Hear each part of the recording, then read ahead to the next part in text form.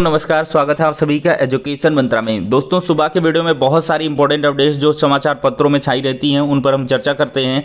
तो दोस्तों, added junior शिक्षक भर्ती से रिलेटेड एक बड़ी इन्फॉर्मेशन है, चर्चा करेंगे। शिक्षा विभाग में बड़े बदलाव की तैयारी है। 11,000 कर्मचारियों को नौकरी से निकाल दिया है मेटा ने। आगामी वर्षों में नौकरियों में भी बड़ा बदलाव होगा, महानिदेशक का कहना है। गोपालन को रोजगार से जोड़ा जाए, सीएम योगी आदित्यनाथ जी का एक बड़ा स्टेटमेंट। एसएससी से जुड़ी हुई खबरें और नौकरी के साथ कर सकते हैं पीएचडी, यूजीसी का नया नियम। तो दोस्तों चलिए सारी अपडेट्स को एक साथ देख लेते हैं। और सबसे पहले हम बात करेंगे दोस्तों एडेड जूनियर शिक्षक भर्ती पर। तो दोस्तों, शिक्षक भर्ती के रिक्त पदों पर विषय लिखा न वर्ग, कुल मिलाकर ये है, न विषय लिखा है न वर्ग लिखा है।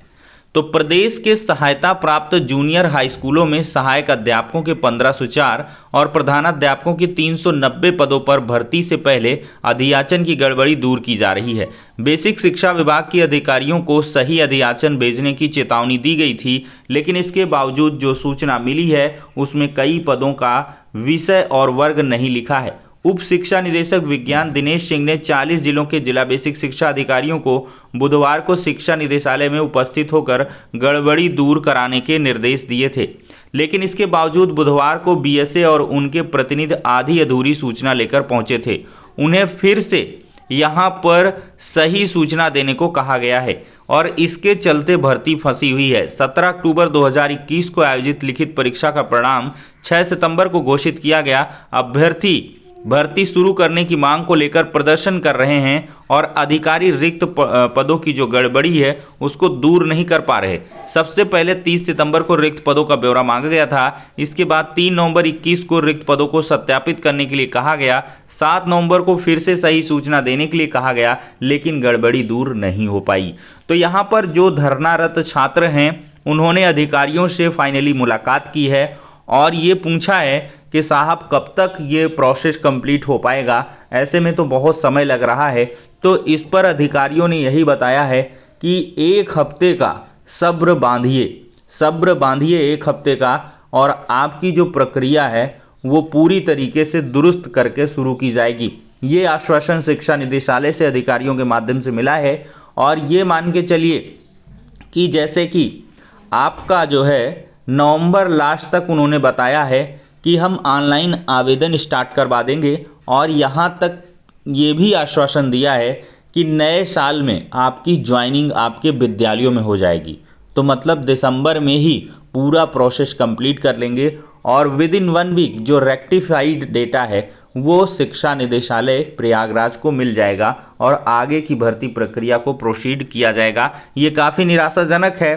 कल की डेट में ही लग रहा था कि सारा अधियाचन दुरुस्त तरीके से आ पाएगा, लेकिन आखिरकार जिन 35 जिले के बेसिक शिक्षा अधिकारियों ने सही आंकड़ा भेजा है उन पर अमल करना चाहिए। भाई आपको अगर नहीं आ रहा है तो बगल के पड़ोसी जिले से या जो उस काम को अच्छे ढंग से कर चुका है तो उससे आप कुल मिला के कन्फर्म कर लीजिए कि भाई किस तरह से रिक्त पदों का आंकड़ा भेजना है।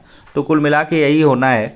2-4 दिन का इंतज़ार करिए। खैर प्रेशर पड़ा है और अभ्यर्थी लगातार मौजूद रहें शिक्षा निदेशालय में। 2-4-10 दिन का संघर्ष ही आपका नया सबेरा करेगा। दोस्तों, माध्यमिक शिक्षा निदेशक बदल चुके हैं, महेंद्र देव जी बन चुके हैं। शासन ने बुधवार को माध्यमिक शिक्षा विभाग के अपर निदेशक महेंद्र देव को विभाग का निदेशक नियुक्त किया है। विभाग में निदेशक का पदभार संभाल रही सरिता तिवारी को अपर निदेशक पत्राचार प्रयागराज के पद पर स्थानांतरित किया गया है। मेन बात तो अब ये है कि महेंद्र देव विभाग में सबसे वरिष्ठ अधिकारी हैं और आगामी दिनों में विभाग में बड़े स्तर पर कुछ बदलाव किए जाएंगे। महेंद्र देव ने बुधवार को ही निदेशक का जो पदभार है वो ग्रहण कर लिया है। दोस्तों, यहाँ पर जो ये लाइन है काफ़ी इंपॉर्टेंट है कि आगामी दिनों में विभाग में बड़े स्तर पर कुछ अन्य बदलाव किए जाएंगे और ये अन्य बदलाव एक नए शिक्षा सेवा चयन बोर्ड की ओर इशारा कर रहे हैं। जी हाँ दोस्तों, नए शिक्षा सेवा चयन बोर्ड की गठन की जो तैयारी है वो हो रही है और बहुत जल्द आपको ये अस्तित्व में दिखाई पड़ेगा और ये प्रोसेस आपका दिसंबर तक सामने आ जाएगा, पब्लिक में आ जाएगा और जनवरी फरवरी तक ये पूरी तरीके से एग्जीक्यूशन हो जाएगा और फिर इसके बाद आपको जो भर्तियां हैं वो देखने के लिए मिलेंगी। और 51,000 शिक्षक भर्ती बेसिक शिक्षा विभाग में, और भी जो टीजीटी पीजीटी के एग्ज़ाम वगैरह हो गए, और भी जो असिस्टेंट प्रोफेसर की पेंडेंसी है वो सब इसी विभाग से अब होनी है। तो ये कुल मिला के दोस्तों अधिकारियों का कहना है, और बहुत जल्द आपको ये चीज़ें देखने के लिए मिलेंगी। और दोस्तों नई शिक्षक भर्ती की बात पर छात्रों को यही कहना है कि रोज़ एक वही चीज़ को आप रिपीट करते हैं। तो दोस्तों मैं रिपीट नहीं करता हूँ, कुछ ऐड ऑन होता है चीज़ों में। अब जैसे देखिए माध्यमिक शिक्षा निदेशक बदल गए हैं, और ये कुल मिलाकर एक बड़े विभाग में बदलाव की भी आज के समाचार पत्रों में आपने पुष्टि देखी है। देखिए हमारी जो इन्फॉर्मेशन होती हैं वो अधिकारियों के बातचीत के क्रम में जो चीज़ें निकल के आती हैं उनके आधार पर होती हैं। आपको लेटर्स पेपरबाजी बाद में देखने के लिए मिलेगी, लेकिन अपडेट्स के माध्यम से हम पहले ही चीज़ों को प्रोवाइड कर देते हैं। तो ये दोस्तों कुल मिला के रियल और ऑथेंटिक चीज़ होती है। हमारे योगी जी गोपालन से रोजगार दे रहे हैं, और यहाँ पर कहना है कि किसानों की आमदनी बढ़ानी है तो गोपालन को रोजगार से जोड़ना होगा। दूध से बने उत्पादों को प्राथमिकता देनी होगी। भारतीय नस्ल के गोवंश सुरक्षित रहें, इसका ध्यान रखा जाना चाहिए। और मथुरा में 2 दिनी प्रवास के अंतिम दिन बुधवार को भक्ति वेदांत गुरुकुल में कृष्ण बलराम मंदिर और दुग्ध प्रसंस्करण केंद्र के उद्घाटन के बाद सभा को संबोधित करते हुए मुख्यमंत्री योगी आदित्यनाथ ने ये आह्वान किया है और गोपालन को रोजगार से जोड़ने के लिए कहा गया है। दोस्तों फेसबुक ने सॉरी बोलकर कर्मचारियों को निकाला। 11,000 कुल कर्मचारियों को निकाला गया है। तो बढ़ती लागत और कम मुनाफे के चलते फेसबुक की मूल कंपनी मेटा ने बुधवार को अपने कर्मचारियों में से 13% की छटनी करने का फैसला लिया है। मेटा के सीईओ मार्क जुकरबर्ग ने कंपनी के इस फैसले के बाद कर्मचारियों से सॉरी बोला है। कुछ दिन पहले ही एलन मस्क ने भी ट्विटर से बड़े पैमाने पर कर्मचारियों की छटनी की थी। तो मेटा के सीईओ जो मार्क जुकरबर्ग हैं एक ब्लॉग में बताया है कि कर्मचारियों की छटनी का फैसला लागत में कटौती के लिए किया गया है। तो वैश्विक स्तर पर देख सकते हैं 11 हज़ार जो कर्मचारी हैं उनको एक झटके में बाहर किया जा रहा है। और कुछ ऐसा ही हमारे उत्तर प्रदेश या देश में भी होगा। यहाँ पर देख सकते हैं 15 वर्षों में खत्म हो जाएंगे 40% रोजगार। तो दूसरे वक्ता महानिदेशक स्कूली शिक्षा विजय किरण आनंद ने कहा है कि आने वाले 15 वर्षों में 40% जो रोजगार हैं वो खत्म कर दिए जाएंगे। इनके स्थान पर जो 40% रोजगार सृजित होंगे उसी के लिए एनईपी लागू की जा रही है।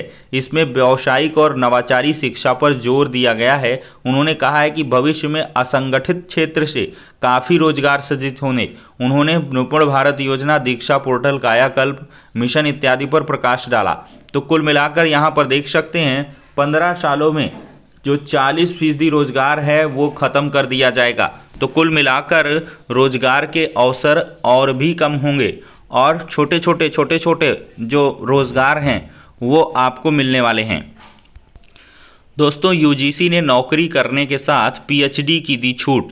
कर्मचारियों शिक्षकों को शोध के लिए लेना पड़ता था अवकाश, तो ऐसे में विश्वविद्यालय अनुदान आयोग ने शोध के नियमों को बदला है। कोरोना ने खोला ऑनलाइन वाइवा का रास्ता। तो एक और खास बात है कि पहले शोध छात्रों की जो मौखिक परीक्षा है या वाइवा है केवल भौतिक रूप से आमने सामने होता था। यूजीसी ने कोरोना काल में ऑनलाइन वाइवा की छूट दी थी। अब आयोग ने यह व्यवस्था दी है कि भौतिक रूप से आमने सामने वाइवा कराना अनिवार्य नहीं है। यदि विद्यार्थी या गाइड चाहे तो ऑनलाइन वाइवा हो सकता है। एमफिल को पूरी तरीके से बंद कर दिया गया है। तो ये बहुत सारे इम्प्लीमेंटेशन हैं जिससे बहुत अच्छी जो मतलब आपकी आकांक्षाएं हैं वो पूरी हो सकती हैं। दोस्तों कल की डेट में पाकिस्तान सेमीफाइनल में कड़ी टक्कर देते हुए न्यूजीलैंड को बाहर का रास्ता दिखा चुका है, और आज की डेट में भारत और इंग्लैंड का महामुकाबला होगा। अगर भारत ये मैच जीत जाता है तो भारत और पाकिस्तान का एक दिलचस्प मैच आपको फाइनल में देखने के लिए मिल सकता है। लेकिन हिस्ट्री लगता है रिपीट हो रही है, और पाकिस्तान सेम 1992 के पैटर्न पर चल रहा है जो उसने विश्व कप जीता था। तो कुल मिलाकर यहाँ पर दोस्तों 1992 भी ऐसा हुआ था कि पाकिस्तान इसी ढंग से पूरी तरीके से फाइनल में पहुंचा था। ये देख सकते हैं वनडे वर्ल्ड कप 1992 और T20 वर्ल्ड कप 2022। तो ऑस्ट्रेलिया पूर्व चैंपियन था, ऑस्ट्रेलिया मेज़बान रहा था। ग्रुप स्टेज में ऑस्ट्रेलिया बाहर हो गया था, लीग स्टेज में भारत से पाकिस्तान हार गया था और यही सेम चीज़ें इस बार भी हुई हैं। सेमीफाइनल में पाकिस्तान से हारा था न्यूजीलैंड और सेमीफाइनल में पाकिस्तान से हारा है न्यूजीलैंड। तो कुल मिलाकर पाकिस्तान ने वर्ल्ड कप जीत लिया था। तो क्या इस बार भी हिस्ट्री रिपीट होगी और पाकिस्तान वर्ल्ड कप जीतेगा? ये दोस्तों कुल मिलाकर आज का मैच तय करने वाला है। तो देखते हैं क्या कुछ होता है। दोस्तों, हेड कांस्टेबल भर्ती परीक्षा की जो उत्तर कुंजी है एसएससी की तरफ से जारी कर दी गई है, ऑफिशियल वेबसाइट पर देख सकते हैं। और दोस्तों, एसआई भर्ती परीक्षा में 44% अभ्यर्थी ही शामिल हो सके हैं। दिल्ली पुलिस और केंद्रीय सशस्त्र पुलिस बल में सब इंस्पेक्टर के 4300 पदों पर भर्ती के लिए ऑनलाइन परीक्षा के पहले दिन 43% जो अटेंडेंस है वो रही है। दोस्तों, वीडियो को लंबा ना करते हुए सारी अपडेट्स को यहीं पर ख़त्म करेंगे। फिलहाल के लिए इस वीडियो में इतना ही, नेक्स्ट में मिलते हैं।